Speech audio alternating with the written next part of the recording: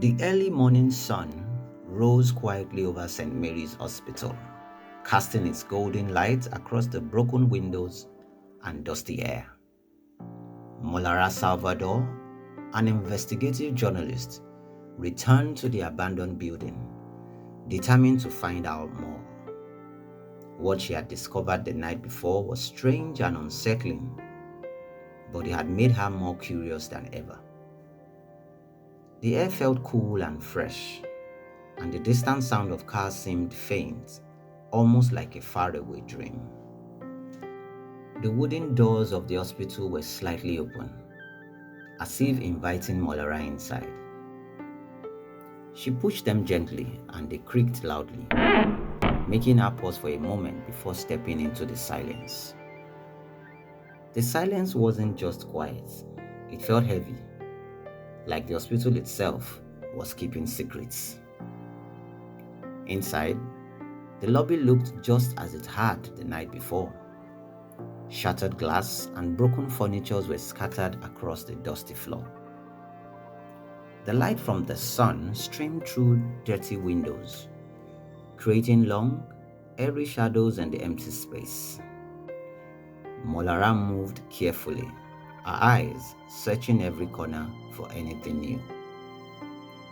Today, she decided to explore the hospital's administrative area, a part of the building she hadn't visited yet.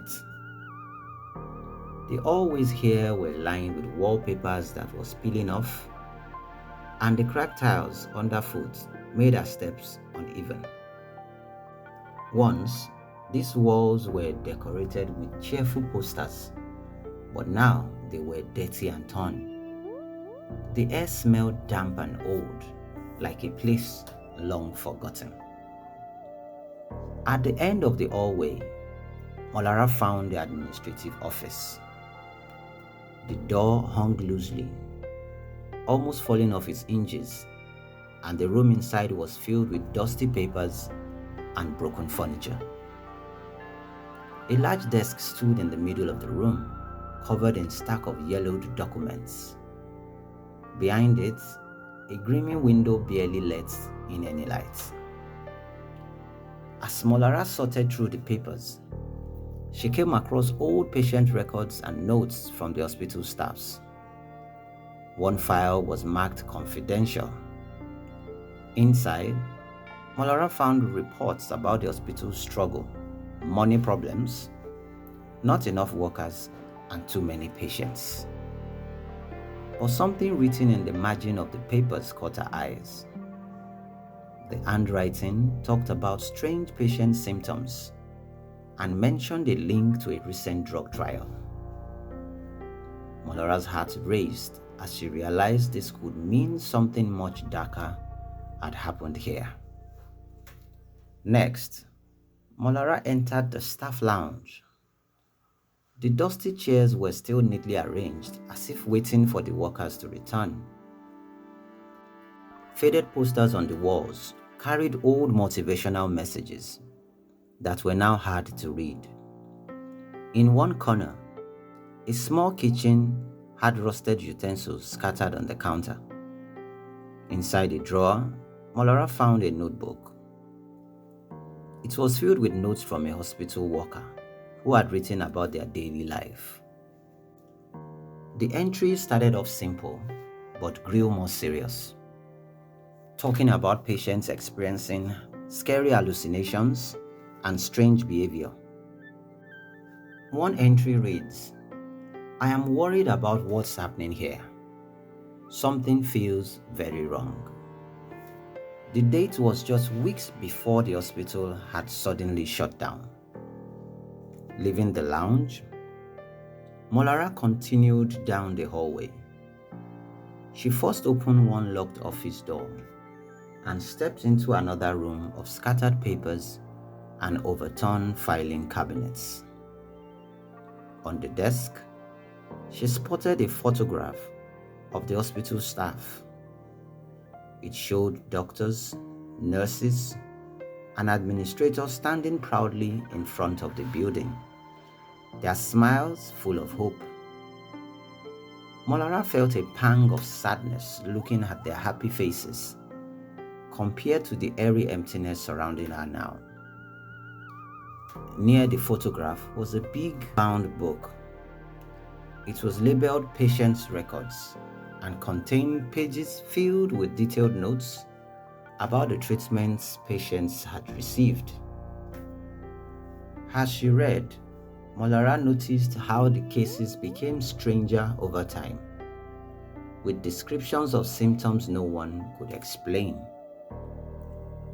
It seemed clear that the hospital had been dealing with mysterious medical issues that they had never solved. Molara's next stop was the research wing, a part of the hospital where medical experiments had once been conducted. This section was filled with dusty machines and shelves packed with old research notes. The air smelled even heavier here, as though the room itself held on to the secrets of its past. As Molara sifted through the papers, she found reports of experimental drugs being tested on patients. Some of these drugs caused terrible side effects. The notes were redacted, meaning important details had been blacked out. But it was clear the experiment had been risky and unapproved. The more Molara uncovered, the more it became clear this hospital wasn't just a place of healing. It had become a dangerous testing ground for experiments, and those experiments had gone terribly wrong. The mysterious symptoms, the sudden closure, and the files hinting at cover-ups all pointed to a troubling past. As the day went on, Molara felt tired but determined. She had uncovered more pieces of the hospital's story, but there were still gaps to fill. The once busy hallways of St. Mary's had become silent witnesses to the troubling events that had taken place here.